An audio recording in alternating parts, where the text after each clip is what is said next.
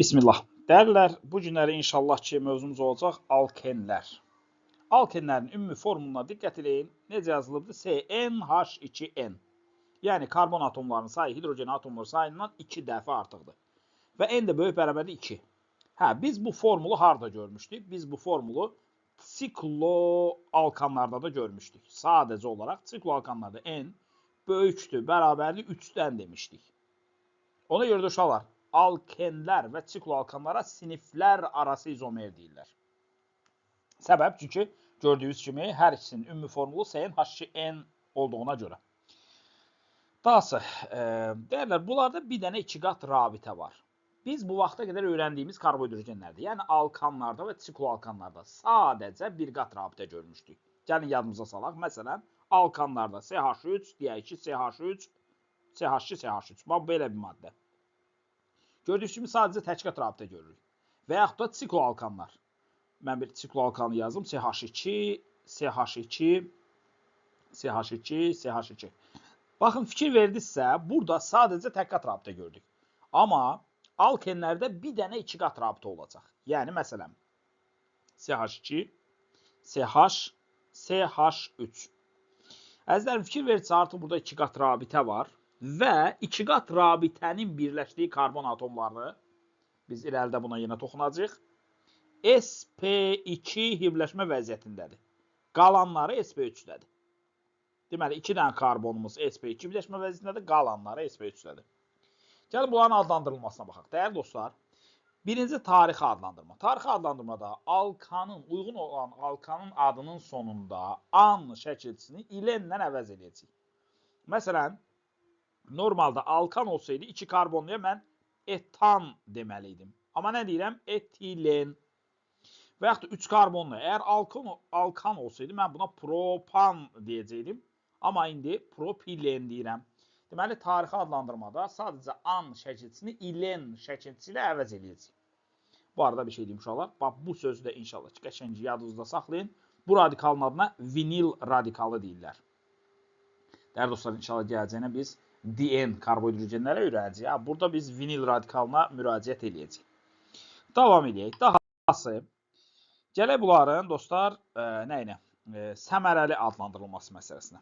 Dostlarım, səmərəli adlandırmada biz birinci nümayəndənin, yəni etilenin törəməsi kimi baxacaq bu maddələrə. Bir dənə yadımıza salaq. Alkanlarda nə demişdik? Alkanlarda biz metanın törəməsi kimi baxırdıq. Amma indi biz etilenin törəməsi kimi baxacaq. Yəni, nə demək istəyirəm? Baxın, deyək ki, bizim bir etilenimiz olsun. Məsələn, etilen necədir? CH2, 2 qat rabitə CH2. Etilen dediyimiz maddə uşaqlar budur. Biz bunun törəməsi kimi baxacaq. Təsəvvür edin, burada bir hidrogen çıxartmışam, əvəzinə hər hansısa bir radikal salmışam. Məsələn üçün, CH2, 2 qat rabitə, CH, belə bir radikal salmışam bura. Baxın, burada 2 qat rabitəli karbonlara mən nə deyəcəm? Mən deyəcəm 2 qat rabitəli karbonlara etilen. Və yerdə qalan hissə də radikaldır. Və siz də bilirsiniz ki, bir karbonlu radikal metil radikalıdır. Yəni, uşaqlar, mən bunu adlandıranda belə bir şey deyəcəm. Deyəcəm, metil etilen. Baxın, yenə də fikir verin. Mən nəyin törəməsi kimi baxdım, dostlar? Etilenin törəməsi kimi baxdım. Ona görə buna deyəcəm, metil etilen. Və yaxud da başqa bir şey deyim. Belə bir maddə təsəvvür edin. CH2, yox, CH2 deməyək, gəlin bunu biraz da fərqli olsun. Məsələn, CH, burada bir metil qrupu, burada bir metil qrupu çəkirəm. Bir bu maddəm var, düşünün. Bir də bu maddəm var. CH3, CH3, 2 qat rabitə CH2. Uşaqlar, gəlin bunu adlandıraq. Qaydama görə, bu gördüyünüz mənim üçün etilendir. Və yerdə qalan hissələr, yəni bu və bu. Bunlar nədirlər? Bunlarsa radikaldırlar. Və bu radikalların da adı metil radikallarıdır. Eyni qayda ilə burada da. 2 qat rabitəli karbonları seçirəm. Bu mənim üçün etilendir. Yerdə qalansa, yəni yerdə qalan dediyimiz bu və yaxud da bu da mənim üçün metil radikallarıdır. İndi əzizlərim, gəlin bunları adlandıraq. Bunları adlandıranda birinci maddəmdə 2 dənə metil olduğuna görə deyəcəm dimetil radikallarım bitdi. Sonra nə deyəcəm? Etilen. Gəlin ikinci maddəni də adlandıraq. İkinci maddəni də adlandıranda yenə də 2 dənə metilim var. Deyəcəm dimetil. Sonra da radikalların bitdiyini görə deyəcəm etilen. Hə, indi şagirdlərdə bir sual ortaya çıxır ki, ay müəllim, yaxşı, mənə dimetil etilen deyəndə mən bunun hansını yazacağam? Dostlar, bunu fərqləndirmək üçün alim əmilər belə bir tövsiyə eləyiblər. Deyiblər ki, a dostlar, əgər radikallar hər iki tərəfdədirsə, buna deyəcəksiniz simmetrik. Simmetrik dimetil etilen. Yox, radikallar bir tərəfdədir, iki qat rabitənin bir tərəfindədir. O biri iki qat rabitəsə tətildədir, kef eləyir burada. Radikal yox, bir şey yox. Buna deyəcəyik qeyri-simmetrik. Qeyri-simmetrik dimetil etilen. Deməli, simmetrik dimetil etilen, qeyri-simmetrik dimetil etilen deyə bir şey deyəcəyik. Davam edirik. Sonra bunların beynəlxalq üsulundan adlandırılması var. Ey möhtəşəm insanlar, bunlar beynəlxalq üsulundan adlandıranda nömrələmə, sonra radikalların oxunması, bir çox şeylər alkanlarla eyniyyət təşkil edir. Sadəcə bir dənə məsələ var. Nömrələməni 2 qat rabitə yaxın olan ucdan başlayacağam. Məsələn, bir örnək yazıram sizin üçün. Deyək ki, CH3, CH, CH3, CH, C2H5, CH, 2 qat rabitə, CH2. İndi şagird deyir ki, ay müəllim, mən birinci uzun zəncir seçirəm. Tamam, gəlin uzun zəncirimizi seçək. Bu mənim üçün uzun zəncir. Sonra nə edəcəm? Onu nömrələyəcəm. İndi yaxşı, hansı ucdan başlayayım? CH3 olan ucdan mı, yoxsa CH2 olan ucdan mı? Təbii ki, sağdan sola gedəcəm. Səbəb, çünki 2 qat rabitə sağ tərəfə daha yaxındır. Ona görə də belə bir şey deyirəm. 1, 2, 3, 4, 5. Və bu, nömrələmədən kənarda qalmış bu mübarək zatlara radikal deyəcəm. 1 karbonlu radikalım metil idi. 2 karbonlu radikalım etil idi. O yüzden birinci gəlin bu radikalları həll eləyək. Nə deyəcək dostlar? Deməli, radikallar kiçikdən böyüyə oxunmalıdır. Mənim beləcə kiçik radikalım metil radikaldır. Və bu metil radikalda gedib yapışıb 4-cü karbona. 4 metil. Sonra ondan biraz növbəti radikalımsa etil radikaldır. O da birləşib 3-cü karbona. 3 etil. Hə, radikallarım bitdi, əlhamdülillah. Sonra baxıram ki, 5 dənə karbon var. 5 karbonlu alkan olsaydı, mən buna pentan deyəcəkdim. Sadəcə alkenlərdə, dəyərli dostlar, an şəkilçisini en şəkilçisi ilə əvəz edirəm. Yəni, buna deyirəm penten. Penten. Və dahası, dəyərli dostlar, belə bir şey var. Deməli, ən sonda da 2 qat rabitənin başladığı karbonun nömrəsini qeyd edəcəm. 2 qat rabitə birinci və ikinci karbonların arasındadır. Yəni, birinci karbondan başlayıb, ikinci karbonda bitib. Ona görə deyəcəm, penten 1. Bitdi. Alkenlərin izomerliyi məsələsi. Dostlar, alkenlərdə hansı izomerliyi var? Birinci, quruluş izomerliyi var. Yəni, fikir verin, bu gördüyünüz maddə dümbələmdə bir quruluşa malikdir. Bu gördüyünüz maddə isə bir dənə şaxəsi var. Amma hər ikisində karbon və hidrogen sayıları eynidir. Bu arada mən sadəcə karbonları yazmışam uşaqlar, hidrogenləri yazmamışam ki, daha əyanı görə bilək. İkincisi, vəziyyət izomerliyi. Dəyərli dostlar, vəziyyət izomerliyində fərqə bir dənə diqqət edin. Birinci halda 2 qat rabitə birinci, ikinci karbonların arasındadır. İkinci halda 2 qat rabitə ikinci və üçüncü karbonların arasındadır. Görürsünüz, 2 qat rabitənin yeri dəyişilib. Sonra üçüncü, optik izomerlik. Dəyərli dostlar, optik izomerliyin var olması üçün biz belə bir şərt demişdik. Demişdik ki, molekulda asimmetrik karbon atomu olmalıdır. Hə, bəs nədir bu asimmetrik karbon atomu? Asimmetrik karbon atomu odur ki, 4 tərəfin 4-ündən də fərqli qrupla birləşməlidir. Bir daha xatırladım, 4 tərəfdən söhbət edirəm. Yəni 3 tərəfdən falandan yox. Yalnız 4 tərəfdən. Bəzən karbon olacaq ki, sadəcə 3 tərəfindən bir şeylərlə qonşu olur. Biz onlara diqqət eləməyəcəyik. Bizə lazımdır 4 tərəfin 4-ü də fərqli qrupla əhatə olunsun. Belə. Dahası. Dəyərli dostlar, deməli, gəlirik alkenlərin növbəti izomeri. Yəni, bu optik izomerlikdə fikir verin. Bizim bu qırmızı rəngdə karbonda bir tərəfindən bir dənə karbon, bir tərəfindən 2 dənə karbon, bir tərəfindən hidrogen, bir tərəfindən 2 dənə karbon da amma 2 qat rabitəli. Yəni, qısası 4 tərəfin 4-ündən də fərqli qrup birləşib. Bu asimetrik karbondur və bunun optik izomeri var deyəcəyik.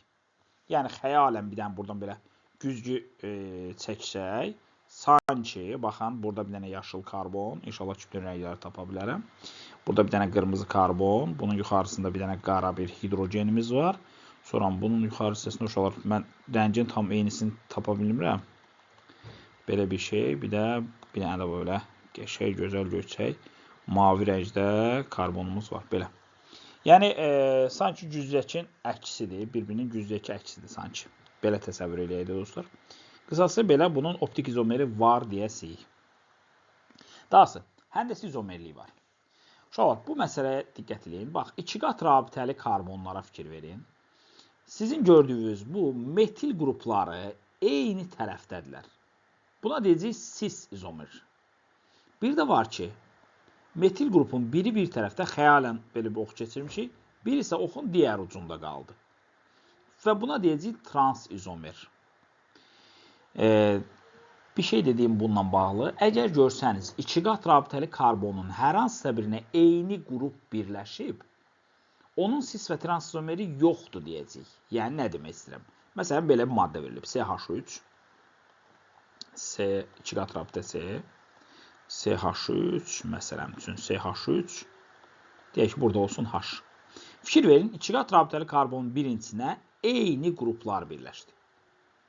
Yəni, mən 2 qat rabitəli karbonun hər hansısa birinə eyni qrup deyirəm, ha. Şahid var ki, deyir ki, ay müəllim, ona qalsa bununla bu da eyni qrupdur. Yox, mən onu nəzərə almıram. Mən bir karbona birləşən qruplardan söhbət edirəm, 2 qat rabitəli karbona. Və eynidirsə, bunun cis transomeri yoxdur deyəcəyik. Və yaxud da başqa bir şey deyim.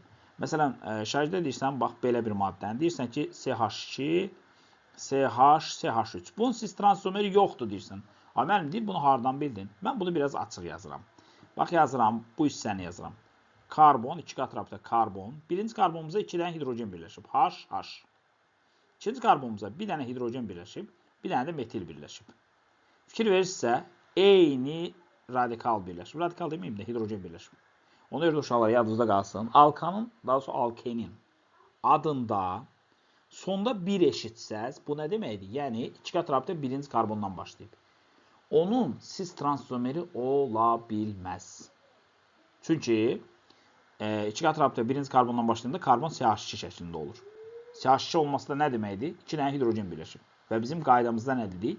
Karbona eyni qrup birləşərsə cis transomeri yoxdur deyəcəyik. Dahası, bunlarda bir siniflər arası izomerliyi də varmış. Biz xatırlayırsınızsa, sikloalkanları keçəndə demişdik ki, sikloalkanlar alkenlərlə siniflər arası izomerdir. Yəni, eyni sayda karbon burada var, eyni sayda karbon burada var. Mən də hidrogenlərini çəkməmişəm uşaqlar. Onsuz da ümumi formullar da eyni idi. Nə idi? Həm sikloalkanlarda CnH2n idi, həm də alkenlərdə CnH2n idi. Ona görə də bunlar bir-birinin siniflər arası izomeridirlər. Keçək alkenlərin biraz daxilinə nüfuz eləyək. Dəyərli dostlar, alkenlərdə 2 dənə karbon atomu sp2-dədir. Bunu dərs başlarında da demişdik. Qalanları isə sp3-dədir. Bəzən bizə testdə sual düşə bilər ki, hansı alkendir ki, bütün karbon atomları eyni hibridləşmə vəziyyətindədir? O, sadəcə etilendir. Niyə? Baxın, alkenlərin birinci nümayəndəsi budur. Karbon, 2 qat rabitə karbon. Daha mən hidrogenlərini çəkmirəm yanında.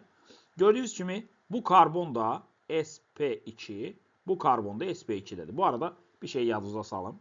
Əgər görsəz karbon sadəcə tək qat rabitələri çıxır. Bu sp3 hibridləşmə vəziyyətində olan karbon deməkdir. Əgər karbondan bir dənə də olsa 2 qat rabitə görsəniz, yəni bir dənə pi rabitə görsəniz karbonda, bu sp2 hibridləşmiş karbon deməkdir. Karbonda, baxın, bir dənə 3 qat rabitə və yaxud da 2 dənə 2 qat rabitə görsəniz, bunların hər iki hal sp birləşmiş karbon deməkdir. Və fərqi yoxdur. 2 qat rabitə sağda, solda və yaxud da yuxarıda, aşağıda heç fərqi yoxdur onun. Və bir də karbonları yazında fikir verin. Bax, bu iki qat rabitə hər iki karbona aiddir ya. Arasında olan iki qat rabitə hər iki karbona aiddir. Ona görə bunlar iki qat. Deməli, hər ikisi sp2-dədir. Növbəti nümayəndə, yəni alkenlərin ilk nümayəndəsi gördüyünüz bu etilendir. İki karbonlu. Görürsünüz, hər iki karbon eyni birləşmə vəziyyətindədir. Növbəti nümayəndəsi isə karbon, iki qat rabitə karbon, tək qat rabitə karbon. Artıq növbəti nümayəndələrində iki qat rabitə yoxdur. Ona görə də deyirlər ki, alkenlərdə 2 dənə karbon atomu sp2-dədir, qalanlarısa sp3-dədir. Təbii ki, ümumi formulları CnH2n olduğuna görə bunların emeri 14n eləyəcək. Niyə? Çünki karbonumuz 12-dir, ayrı, nisbi atom kütləsi. Ayağında n olduğuna görə 12-ni n-ə vuranda 12n eləyir. Hidrogen də nisbi atom kütləsi 1-dir, ayağında da 2n var deyə, bir də 2n-ə vurunca eləyəcək 2n. Nəticədə 12n-lə 14n, daha sonra 2n-i toplayanda da eləyəcək 14n. Davam edək, deməli, baxın, sikloalkanlarla eyni formula malik olduğuna görə, həm bunlarda, həm də sikloalkanlarda emer artdıqca karbonun və hidrogenin kütlə payı sabit qalır. Amma biz alkanlarda nə demişdik? Demişdik ki, emer artdıqca karbonun kütlə payı artırdı, hidrogenin kütlə payı isə nə olurdu uşaqlar? Azalırdı. Burada isə hər ikisi sabit qalırdı. Keçək dostlar, növbəti söhbətimiz. Rabitə əmələ gəlmədə başlayın. Burada M hərfi Y intisi olub. Rabitə əmələ gəlmədə iştirak edən hibrid orbital sayı. Ümumiyyətlə uşaqlar belə bir qayda var. Deməli, karbohidrogenlərdə. Hibrid orbital sayını tapmaq istəyirsə belə bir şey eləyəcəksiniz. 4n çıxılsın 2 vur pi rabitəsinin sayı. Bax, bu düsturdan istifadə edəcəksiniz. Təbii ki, sikloalkanlarda pi rabitə olmadığına görə bu hissə gedəcək və olacaq 4n, daha doğrusu başlayın. Sikloalkanlardan söhbət edirik. Biz alkenlərdən söhbət edirik. Pi sayı. Deməli, alkanlar və sikloalkanlarda pi rabitə yox idi. Ona görə bu gördüyünüz hissə gedirdi. Yəni, onlarda 4n qədər hibrid orbital var idi. Amma, deməli, alkenlərdə isə vəziyyət başqa cürdür. Alkenlərdə bir dənə pi rabitə var. Çünki 2 qat rabitə var axı. Baxın, uşaqlar, 2 qat rabitə varsa, bunun biri sigma rabitədir, qalanısa, yəni biri isə pi rabitədir. Bu o deməkdir ki, bunlarda bir dənə pi rabitə var. Onda bunların hibrid orbital sayı 4n çıxılsın 2 deyəcək. Çünki 1-i 2-yə vuranda 2 eləyir. 4n çıxılsın 2. Qeyri-hibrid orbital sayısı, ümumiyyətlə karbohidrogenlərdə tapanda hidrogen sayı üstünə gəlirəm 2 vur pi rabitəsinin sayı. Və təbii ki, böyle sayı yazaq, təbii ki, bunlarda hidrogen sayı, ümumi formul CnH2n-dir. Hidrogen sayı 2n-dir. Pi rabitəsinin sayı da bir dənədir. 1 də 2-yə vuranda 2 eləyir, yəni 2n plus 2. Onda ümumi rabitə əmələ gəlmədə iştirak edən orbital sayı 4n çıxılsın 2 ilə 2n plus 2-ni toplayırıq. Və nəticədə eləyir 6n. Dahası, keçək növbəti məsələmizə. Deməli, davam edirik. Karbon-karbon sigma rabitələrin sayı. Uşaqlar, bunu unutdaq, bu tam doğru deyil. Deməli, karbon-karbon sigma rabitələrin sayı. Dəyərli dostlar, karbon-karbon sigma rabitələrin sayı. Baxın, sigma rabitə deyirəm, ümumi demirəm. Karbon-karbon sigma rabitələrin sayı karbon sayından bir vahid azdır. Yəni, alkanlarda olduğu kimi. N-1. Gəlin, bunu bir praktikada yoxlayaq. Məsələn, bir dənə 3 karbonlu bir maddə deyək. Yəni, karbon, 2 qat rabitə karbon, tək qat rabitə karbon. Fikir verin, 2 qat rabitənin biri sigma, digərsə pi-dir. Mən pi-ni qırmızı ilə çəkirəm. Deməli, ona görə bu maddənin içində gördüyünüz kimi 3 dənə karbon var, amma 2 dənə sigma rabitə var. Yəni, karbon sayından bir vahid azdır. Burada da n dənə karbon olduğuna görə, alkenlərin formu bir daha yadımıza salaq, CnH2n idi. Baxın, n dənə karbon olduğuna görə, ondan da bir vahid az, n-1 deməkdir. Gəlir karbon-hidrogen sigma rabitəsinin sayı. Bu da dostlar, deməli, hidrogen sayı qədərdir. Təbii ki, bunu da buradan silirəm. Deməli, nə deməkdir bu? Hidrogen sayı qədərdir. Dostlar, hidrogen sayıda 2n olduğuna görə buna da bir 2n yazırıq. Onda ümumi sigma rabitəsi sayı bunların ikisinin cəmidir. Yəni 3n çıxılsın 1 qədərdir. Uşaqlar, ümumiyyətlə, əgər maddə siklikdirsə, ümumi sigma rabitəsinin sayını tapmaq üçün sadəcə indeksləri toplayın. Məsələn, sikloalkanların ümumi formulu CnH2n'dir siklolarda. Və onda onların sigma rabitəsinin sayı 3n qədərdir. Baxın, indeksləri toplayıram. Bu siklolardadır. Sikloalkanlarda. Sonra, alkanlarda nə demişdik? Alkanlarda demişdik ki, formul CnH2n plus 2 idi. Burada, əgər maddə siklik deyilsə, onda biz ayaqları toplayırıq, indeksləri toplayırıq, 1 çıxırıq. İndeksləri toplasam 3n plus 2 edir, 1 çıxanda da 3n plus 1 qalır. Həmçinin alkenlərdə də eyni qayda keçərlidir. Yəni, CnH2n-dirsə və bu siklik deyilsə, indeksləri toplayıram, eləyir 3n, çıxıram 1, eləyir 3n minus 1. Bu şəkildə olur. Dostlar, karbon-karbon pi rabitələrinin sayı eləyəcək 1 ədəd. Sonra bunların proton və elektron sayları. Təbii ki, bu da sikloalkanlarla eyniyyət təşkil edir. Və ona görə də həm proton, həm elektron saylarına 6n dənə karbona görə, 2n dənə hidrogenə görə ümumilikdə 8n dənə proton və yaxud da elektronları var. Neytron sayları da 6n dənədir. Çünki sadəcə karbonda neytron var idi, hidrogende yox idi. Deməli, dostlar, alkanları və sikloalkanları biz təbiətdə görə bilirik. Çünki bunlar doymuş maddələrdirlər. Neftin tərkibində ola bilirlər və yaxud da qazın tərkibində ola bilər. Amma alkenlər doymamış maddələrdir. Bunları biz təbiətdə görə bilmirik. Yəni, əgər alken olsa təbiətdə dərhal özünü doyduracaq başqa bir maddə ilə reaksiya birləşəcək və nəticədə biz bunu təbiətdə görə bilməyəcəyik. Keçək növbəti məsələmiz sənayedə alınması məsələsi. Birincisi, neft məhsullarının crackingi məsələsi. Nə qəribə ki, biz bunu alkanları keçəndə öyrənmişik. Cracking eləyəndə, uşaqlar, məntiqə fikir verin. Görürsünüz, burada 8 dənə karbon var. Onu yarıya bölək. Eləyir C4. Bir dənə, baxın, 2 dənə C4 yazıram. Bunun bir dənəsi alkandır. Əgər alkandırsa H10 olacaq. Niyə? Çünki CnH2n plus 2 düsturuna görə.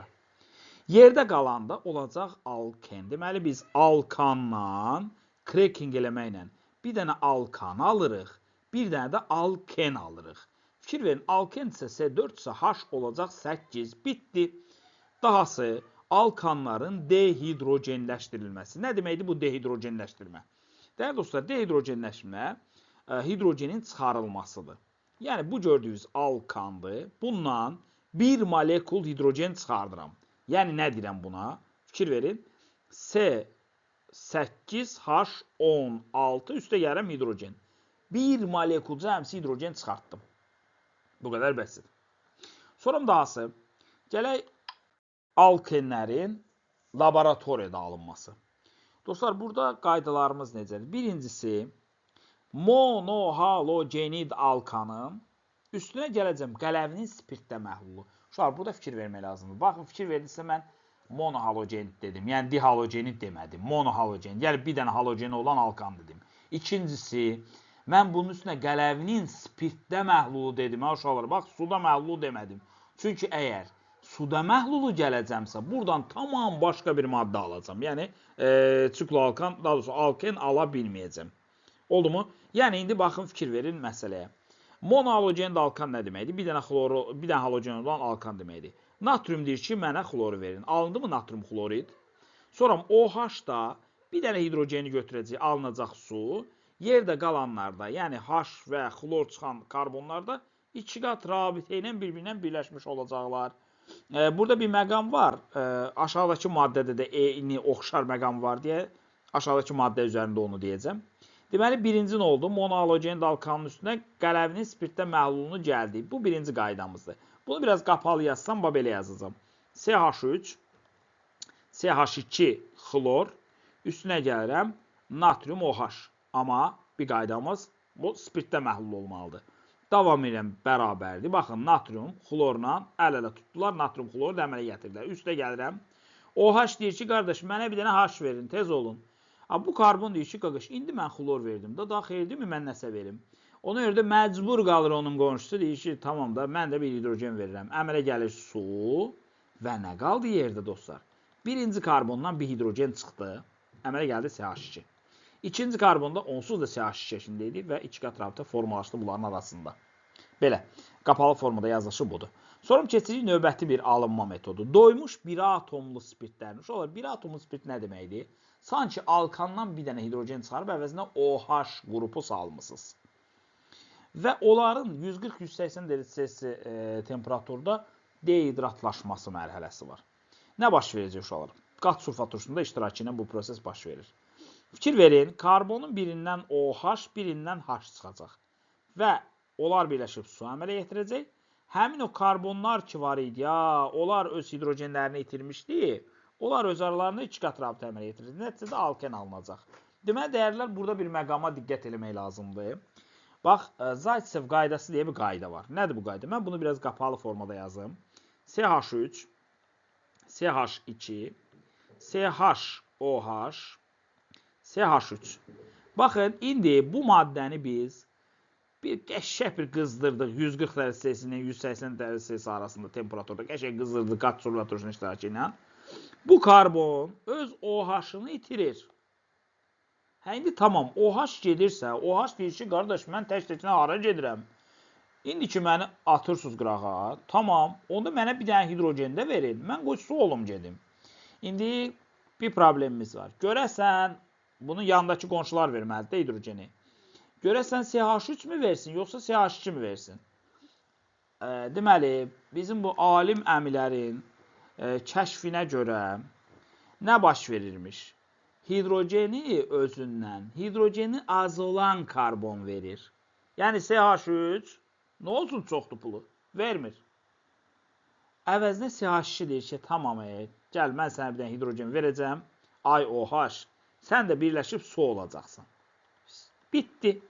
Hə, yerdə nə qalacaq dəyərlər? Yerdə qalanları yazırıq. Birinci karbon CH3 idi, elə elədi qaldı. İkinci karbon CH2 idi, olur CH. Üçüncü karbonumuz da onsuz da CH idi. OH da gedincə bunların arasında 2 qat rabitə yarandı. Sonuncu karbonda elə CH3 şəklində qaldı. Bu qaydanın adı neymiş uşaqlar? Zaytsev qaydasıdır. Qaydada da necədir? Deməli, hidrogeni özündən hidrogeni az olan karbon verəcək. Oldu mu dostlar? Bu qaydaya diqqət eləyərsiniz. Dahası, üçüncü metodumuz dihalogenid alkanın üstünə sink və yaxud da magnezium gəlməklə və yaxud da natrium da ola bilər. Gəlməklə biz alken alacaq. Amma burada bir şərtimiz var. Halogen atomları qonşuda olmalıdır. Biz buna deyəcək visinal dihalogenid alkan. Yəni, halogen atomları qonşuda olmazsa biz sikloalkan alardıq. Bundan əvvəlki dərsimizdə keçmişdə olur. İndi biz deyirik ki, şərt odur ki, qonşuda olsun. Keçən dəfə demişdik ki, qonşuda olmaz. İndi deyirik ki, qonşuda olsun, məcburidir. Fikir verin, sink gəlir, halogenləri, yəni xlorları götürdü, sink xloru da alındı və gördüyünüz bu maddə alındı. Biz bunu qapalı formada yazsaq uşaqlar, nə deyirik? CH2, CH2 və burada da xlorlar, belə qalıbdır. Bunun üstünə gəlim sink metalı. Sink metalı deyir ki, davay, xlorları verirsiniz mənə tez. Al, sənin olsun. Və nəticədə nə əmələ gəlir dəyərlər? Əmələ gəlir sink xlor 2. Xlor 2-lər getdilər. Hə, nə qalır yerdə? Birinci karbonumuzdan CH2 qalmışdı xatirə olaraq. İkinci karbonumuzdan da CH2. Həmin o aşağıya olan rabitələr var. Onlar da qalxırlar bir-birinə birləşərlər. İkinci qat rabitəni əmələ gətirirlər. Bitdi. Nəticədə bizim alken alınmış oldu. Yenə də deyirəm, burada önəmli məqam nədir? Halogen atomları qonşuda olmalıdır. Yəni, visinal vəziyyətdə olmalıdır. Gələk bunların fiziki özəlliklərinə. Dəyərli dostlar, bunlar da rəngsiz, nə bilim, suda həll olmayan maddələrdirlər. Amma bəzi maddələrdə isə həll ola bilirlər. Məsələn, benzolda falan, tololda falan. Deməli, uşaqlar, belə bir şey var. Alkenlərin bəzi nümayəndələri zəhərlidir. Amma mütləq deyil də təbii ki. Xüsusən də emeri baləci olan alkenlər zəhərlidirlər. Dahası, alkenlərin, burada 1 yazmışıq uşaqlar, 1 yox, 2-dən başlayaraq. 2-4 arasında olanlar qaz halındadır. 5-17 mayedir, 18 yuxarılar bərkdir. Amma biz uşaqlar alkanlarda demişdik ki, 1-4 qazdır, 5-15 maye demişdik alkanlarda. Buradası 17-dir, onlara diqqət edək. Sonra dahası, bunlarda cis izomerin sıxlığı, sonra nə bilim, qaynama temperaturu transizomerdən daha yüksək olur. Buna da diqqət edərsiniz. Gəldik dostlar bunların kimyəvi özəlliklərinə. alkanlarda biz demişdik ki, doymuş karbohidrogenlərdir, birləşmə reaksiyasına girməzlər. Amma bunlar üçün xarakterik reaksiya birləşmə reaksiyasıdır. Hə, bundan əlavə alkanlar kimi bunlar da oksidləşə bilirlər. Həm yanma, həm katalitik oksidləşmədən söhbət gedir. Bir də bunların alkanlardan və yaxud da sikloalkanlardan fərqlərindən biri də polimerləşmə reaksiyalarıdır. Gəlin bunları bir-bir incələyək. Başlayırıq. Birincisi birləşmə reaksiyalarına baxırıq. Özü də halogen, daha sonra hidrogenləşmə reaksiyalarına. Çox bəsitdir. Biz alınmaları reaksiyalarını bayaqlar nə demişdik? Demişdik ki, alkanlar dehidrogenləşəndə alken əmələ gəlirdi. Bu reaksiyanın əksi də varmış. Yəni, alkenin üstünə hidrogeni təzədən qaytaranda alkan alınırmış. Həmin o hidrogenlər də 2 qat rabitəli karbonlara daxil olacaq, bitdi 2 qat rabitəmiz qırılacaq. Və yaxud da halogenləşmə. Məsələn, burada siz brom görürsünüz. Bromlar da 2 qat rabitəli karbonlara daxil olacaq, 2 qat rabitə qırılacaq, dihalogenid alkan əmələ gələcək. Dostlar, burada bir şeyə diqqət edək. Bu gördüyünüz 2 qat rabitənin qırılması ilə bromun birləşdirilməsi bromlu suyun rəngsizləşdirilməsi hesab olunur. Ümumiyyətlə, bir rabitənin qırılması ilə bromun birləşdirilməsi adətən bromlu suyun rəngsizləşməsi hesab olunur. Yəni, alkenlər, alkan və sikloalkanlardan fərqli olaraq bromlu suyu rəngsizləşdirir.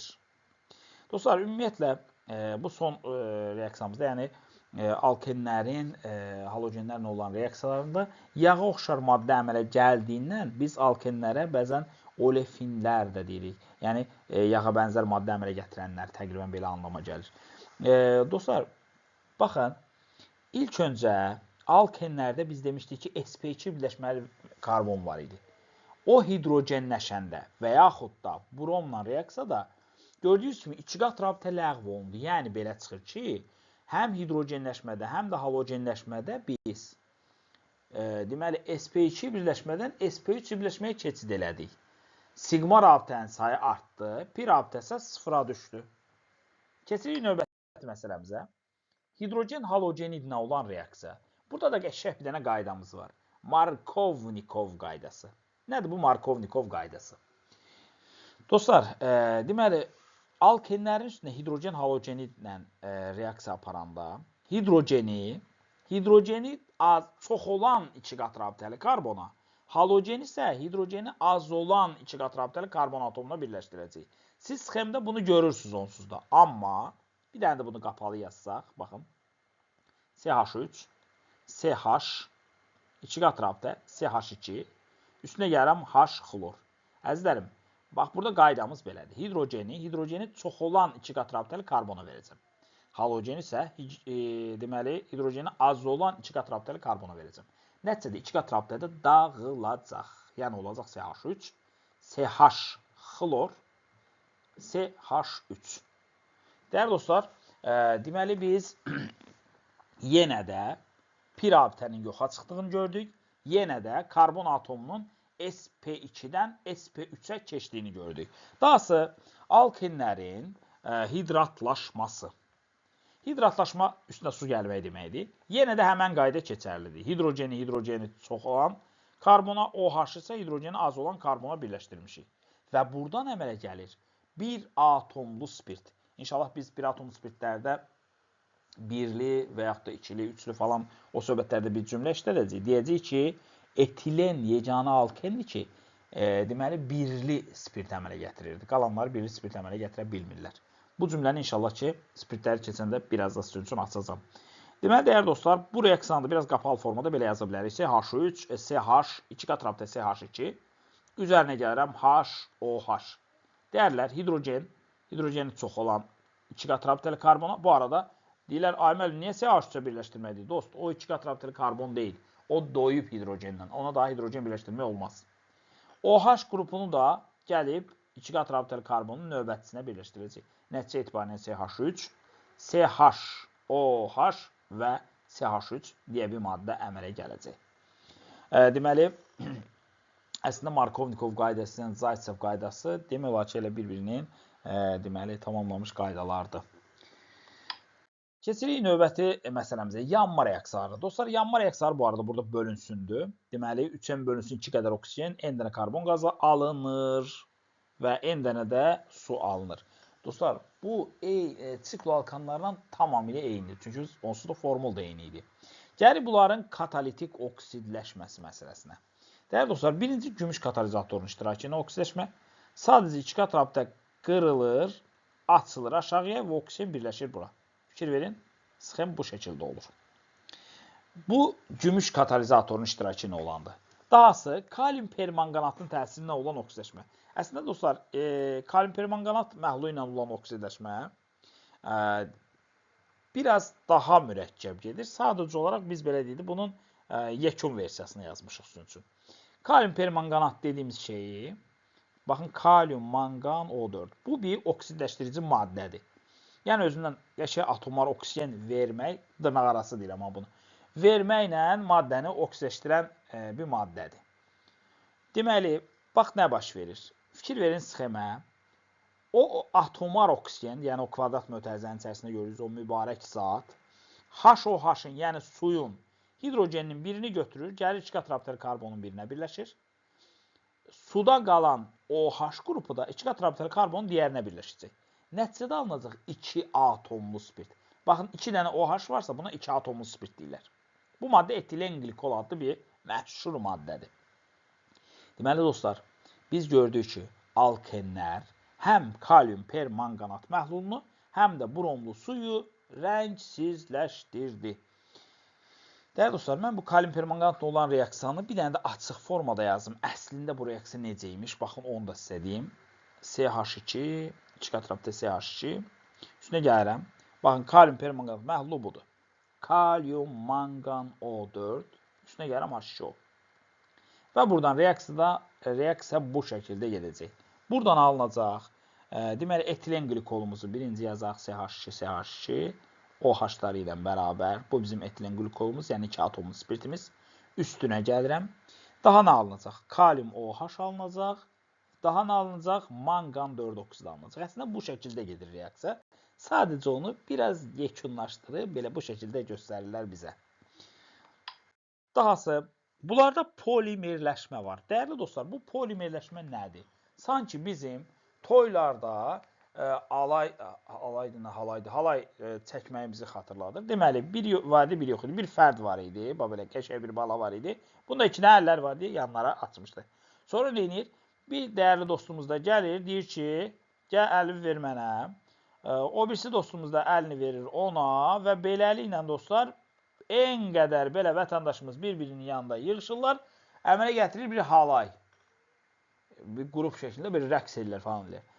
Maddələrdə də belə bir şey var. Deməli, nə edirlər? Bu 2 qat rabitəli bir maddəmiz nə edir? Bu 2-ci qat rabitəni açır yanlara. Görürsünüz, bax, açıb qollarını yanlara.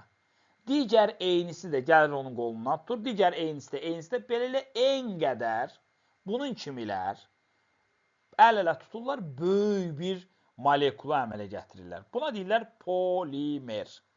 Deməli, bizim halayda hər birimizə bir vətəndaş deyirdilər.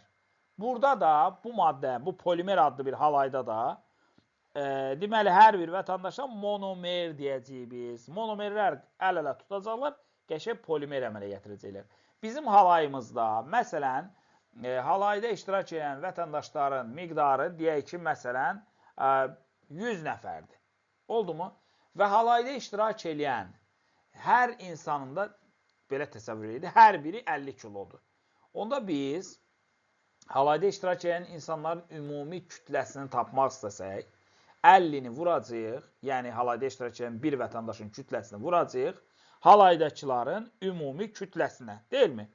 Daha sonra halaydakıların ümumi sayına. Yəni, bizim misalımızda 100-ü vuracaq 50-yə. Bizdə, belə deyil, kimyada da polimerin kütləsini hesablamaq istəyirsə, molekul kütləsini hesablamaq istəyirsə, onda nə edəcəksiniz dostlar? Monomerin kütləsini, indi bizim misalımızda monomerimiz etilendir. Bunun kütləsi də eləyir, deməli, 28. Vuracaqsınız polimerləşmə dərəcəsinə. Baxın, bu N var ha. Bu, monomerlərin sayını göstərir. Neçə dənə burada vətəndaş əl-ələ tutublar, onu göstərir. Məsələn, belə təsəvvür eləyək də, bizim misalımızda N-dir həmin o polimerləşmə dərəcəsi.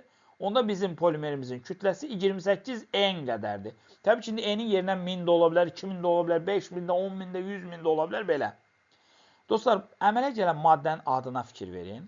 Əgər bu etilendirsə, adının önünə poli əlavə edirsiniz. Olur polietilen.